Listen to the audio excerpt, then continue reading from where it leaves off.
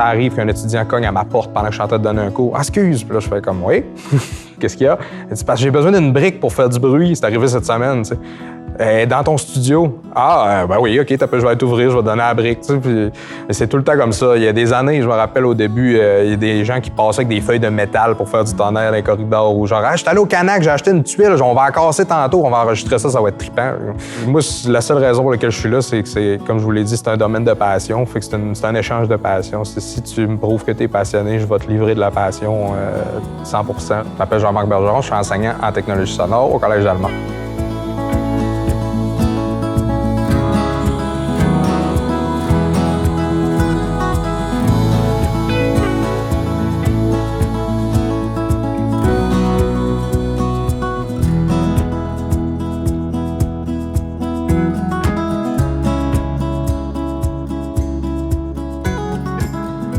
Le programme de technologie sonore au Collège d'Alma, c'est un programme qui est divisé en 4 volets.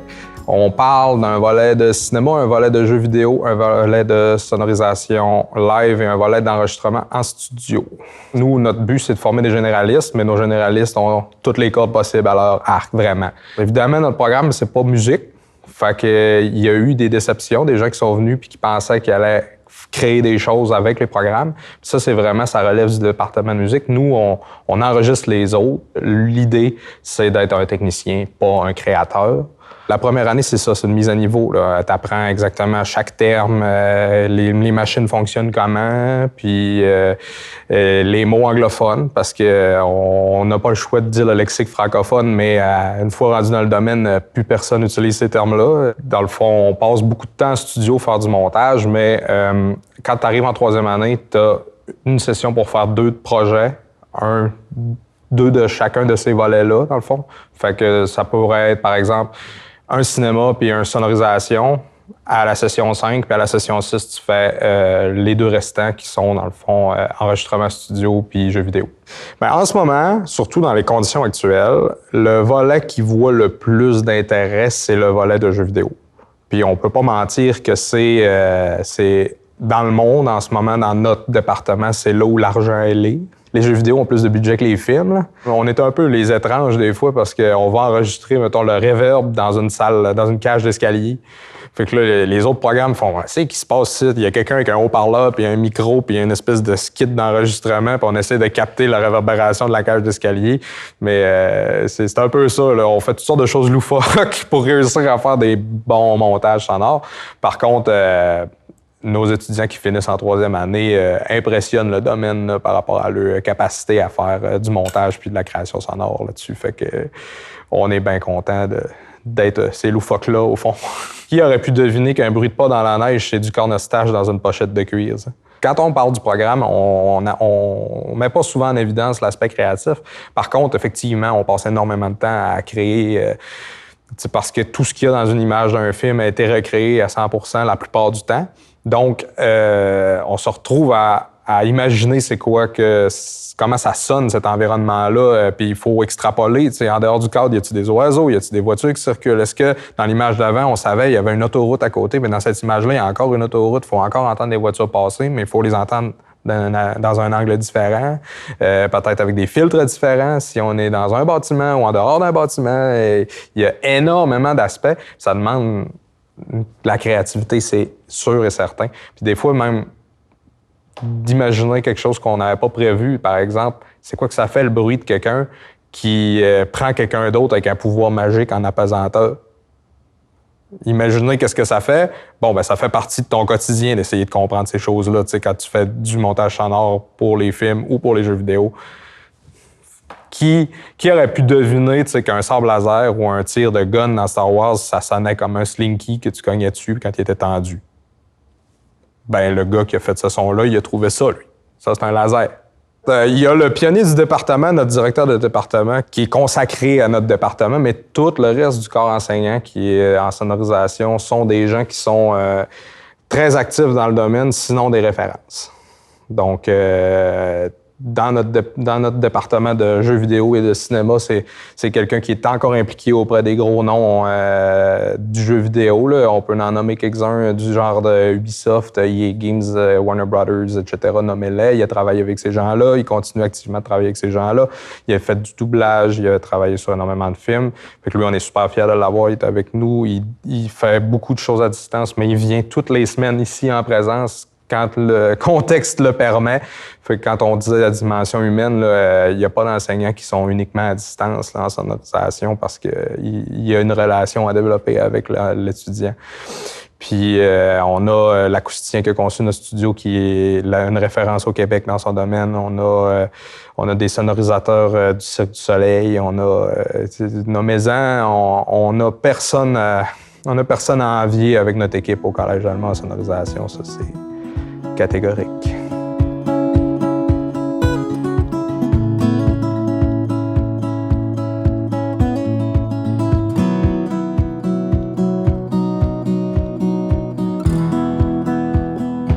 Dans notre département, on a un studio qui a été calibré aux normes internationales par un de nos enseignants qui est là, qui est resté. Dans le fond, une pièce dans une pièce est suspendue par rapport au reste du bâtiment, fait qu'elle peut pas vibrer avec le reste de la bâtisse. Par exemple, si un camion avec une gratte passe dans la rue, bien, on le saura pas. Ça fera jamais vibrer notre pièce. Fait que ça, c'est parfait.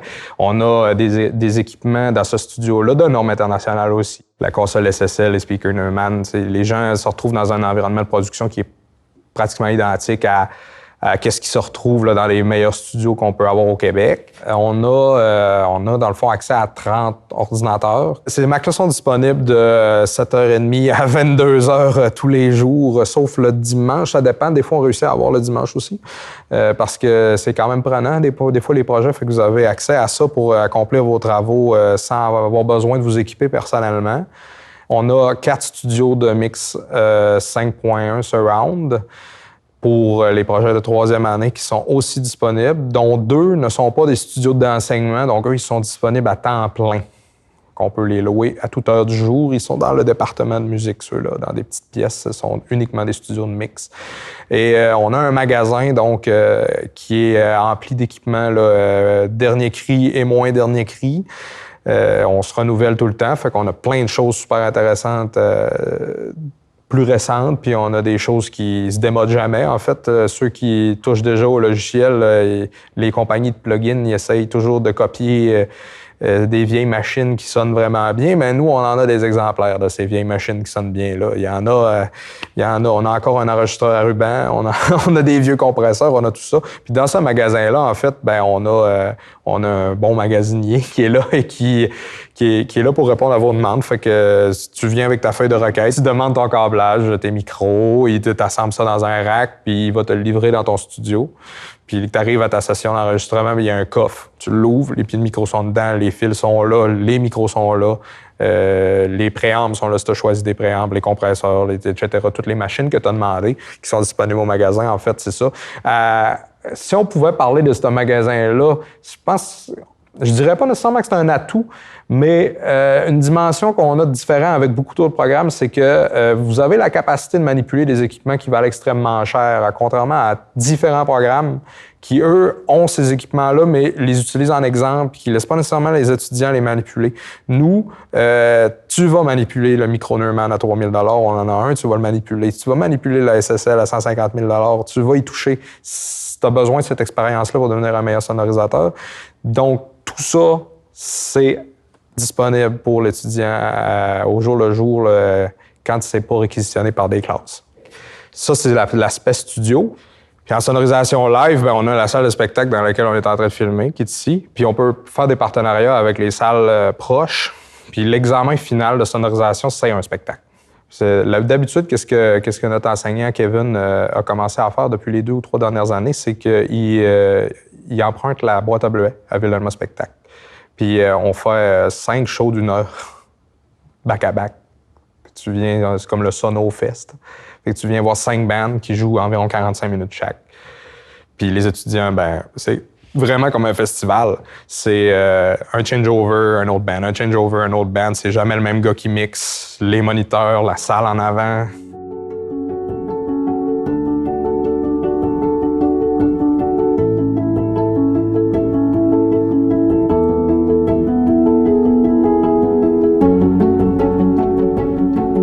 Non, nous autres, notre programme n'est pas contingenté dans le sens que tu n'as pas de test d'admission. On n'étudiera pas particulièrement ton dossier scolaire pour voir si tu rentres ou pas.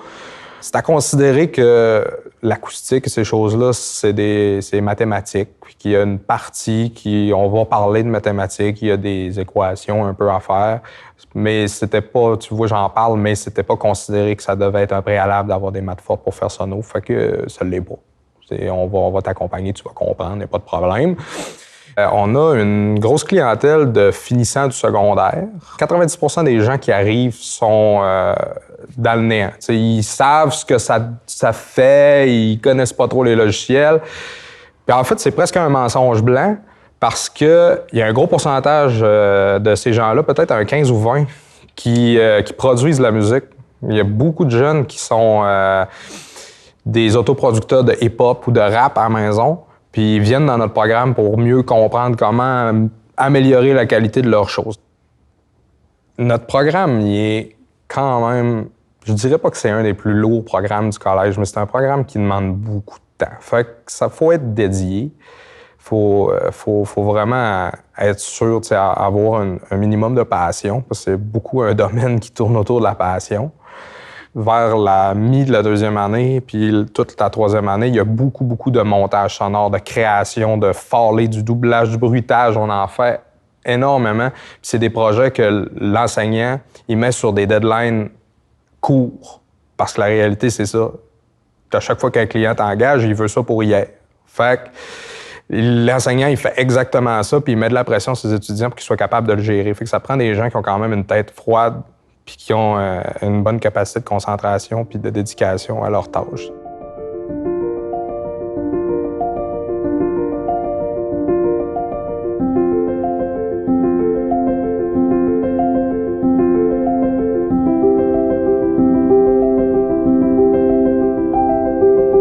Notre programme est vraiment à dimension humaine. On est accessible, les enseignants sont proches des étudiants. Par exemple, un des enseignants en troisième année, il répond à tout le monde sur Facebook tout le temps. Si quelqu'un qui a un problème plus personnel, on se penche sur la question. En sonorisation, vous n'êtes pas un numéro DA sur un papier, c'est sûr. Vous faites partie d'une famille qui est élaborée depuis les 30 dernières années, depuis que l'AEC existe, puis que c'est une communauté qui a une reconnaissance à travers le Québec. On entretient ça de bon cœur encore à ce jour. Depuis quelques années, il y a un partenariat avec l'Europe, donc on a 15 ou 20 d'étudiants internationaux comprennent les mots particuliers qu'il y a dans notre langage, mais en fait, ce qui a le plus de difficultés, c'est à s'adapter parce que malgré le fait qu'on est basé sur le système métrique, on l'utilise jamais. Fait que quand on dit « donne-moi un fil de 25 pieds », il faut que je réfléchisse 2 fois pour lui dire combien ça fait en mètres, là. Ou sinon je le demande à Siri, là. C'est ça le plus simple encore. Mais ouais, on est bizarre parce qu'on est collé ces Américains, fait que on utilise encore des mesures impériales. C'est ça la plus grosse barrière d'adaptation pour vrai quand on parle de dimension puis de mesure parce qu'après là, une fois que tout le monde s'est mis à travailler ensemble puis que leurs intérêts sont communs, l'intégration là, c'est même pas un débat. Nous autres, c'est un peu quand même assez rock'n'roll notre affaire. C'est beaucoup d'entre-gens puis beaucoup d'aider les autres à faire leur travail. Et on a croisé beaucoup de tournées américaines que les équipes sont complètement séparées. Puis quand le mur de vidéo il fonctionne plus, ben c'est l'équipe de vidéo qui s'en occupe. T'sais, les gars de son, ils se croisent les bras puis ils attendent que le mur de vidéo se mette à marcher pour finir le job. Nous autres, ça arrive jamais, ça. Dans nos entreprises, on fournit souvent des clés en main puis on collabore avec chacune des autres équipes. On est fait de même. On est smart au Québec, ça a l'air. Fait qu'on fait ça. Mais les étudiants français, je pense qu'ils sont attirés, oui, beaucoup par notre expertise puis la vibe on est capable de donner, entre autres.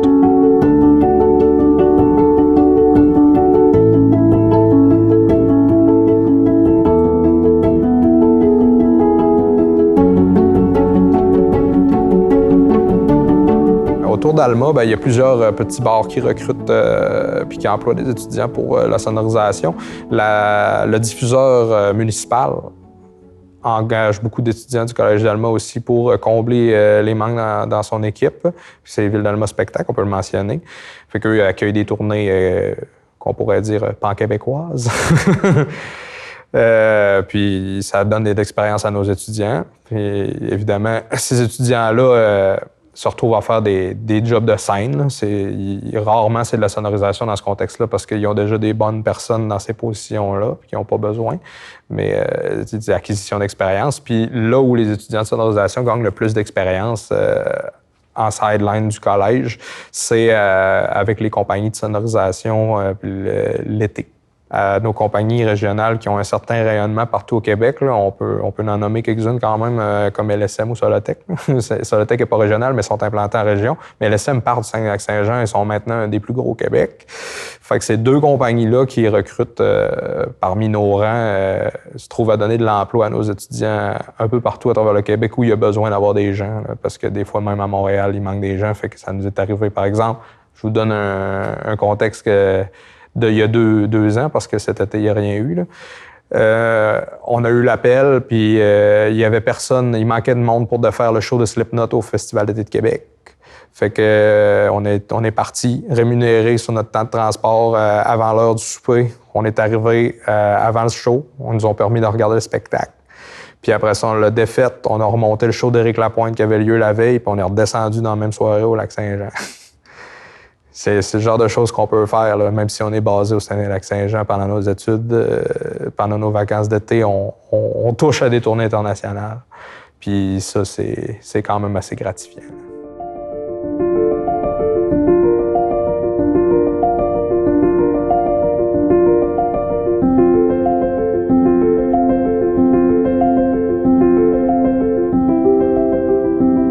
Quand tu viens au cégep, puis tu viens étudier en sonorisation, tu ne clameras pas le titre de sonorisateur en sortant.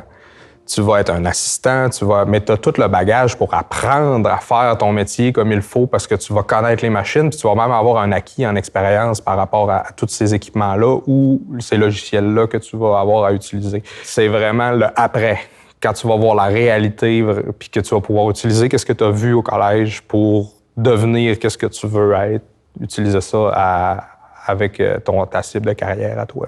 Le placement est bon à peu près partout là, au Québec. Là, on a une place de choix dans le cœur de beaucoup de réalisateurs américains, que ce soit pour les effets spéciaux, le tournage de films, etc. Fait qu'on est en mesure En fait, on est de calibre international au Québec. Là, on pourrait, il y en a plusieurs qui l'ignorent, mais on pourrait regarder une map mondiale de où les talents créatifs qui participent aux plus grands succès internationaux cinématographiques ou télévisuels ont lieu, même des jeux vidéo. Puis le Québec illuminerait pas mal égal avec les autres meilleurs centres, là, sinon plus fort. On est un centre créatif incroyable. Donc, une place de choix pour travailler dans les domaines du multimédia, c'est au Québec.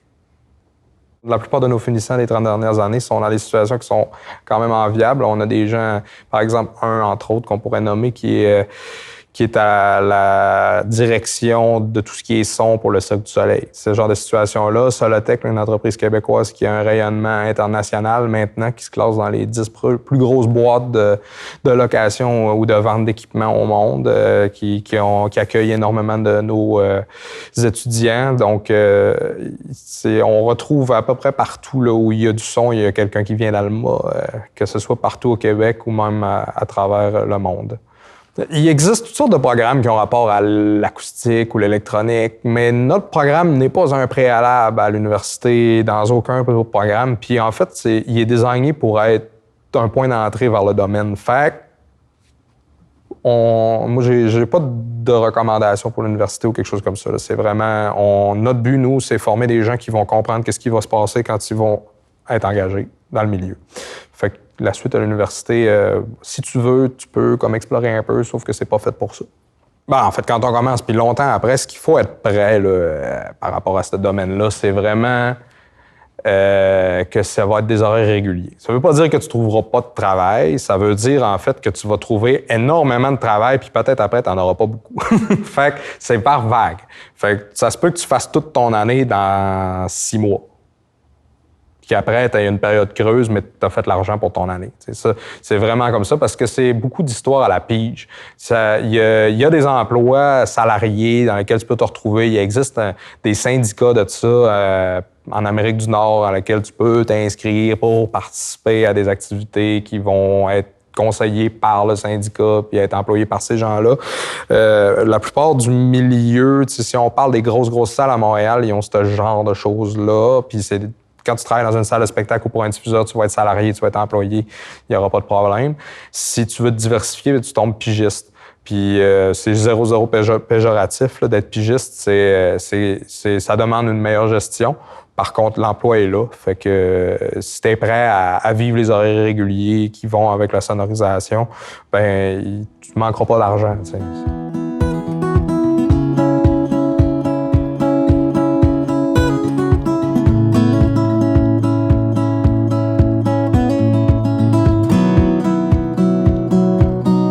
Ben, le lien avec le milieu. OK. Fait que le lien avec le milieu, il est actif. On n'est pas genre un programme dans un coin qui fait comme « Ah, on a des étudiants qui font ça. » Ils savent qui on est, où on est, qu'est-ce que nos étudiants font puis qu'est-ce qu'ils valent. Fait que ça ouvre d'habitude assez les portes facilement. Tu te dis « J'ai un deck en sono, parfait. T'as étudié avec lui, OK. » Puis là, ben il l'appelle. Puis il fait « Lui, y a-tu du sens? Est-ce qu'on l'engage? » Puis si vous aviez... prouver votre valeur pendant que vous étudiez, il n'y aura aucune misère à vous placer, ça c'est sûr. On est extrêmement disponible. Je pense que c'est même un mantra du collège d'avoir une proximité avec l'étudiant. Le voyage dans le milieu fait qu'on en fait un d'habitude en deuxième année. Puis on va visiter plusieurs studios, dont Piccolo, qui est le plus gros studio du Québec, là, où Céline enregistre, puis où les émissions quotidiennes de La Voix sont enregistrées, entre autres.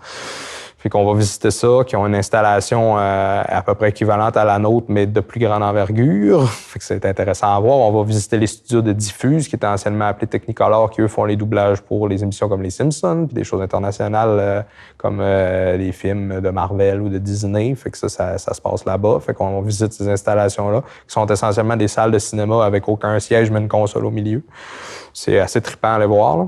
Une des activités qu'on fait, c'est une soirée retrouvailles pendant qu'on est à Montréal, parce que notre gros noyau de gens qui ont été engagés sont en grand centre. Fait que on les appelle longtemps en avance, puis ils se prennent une petite soirée, puis on se ramasse tous au même endroit à Montréal.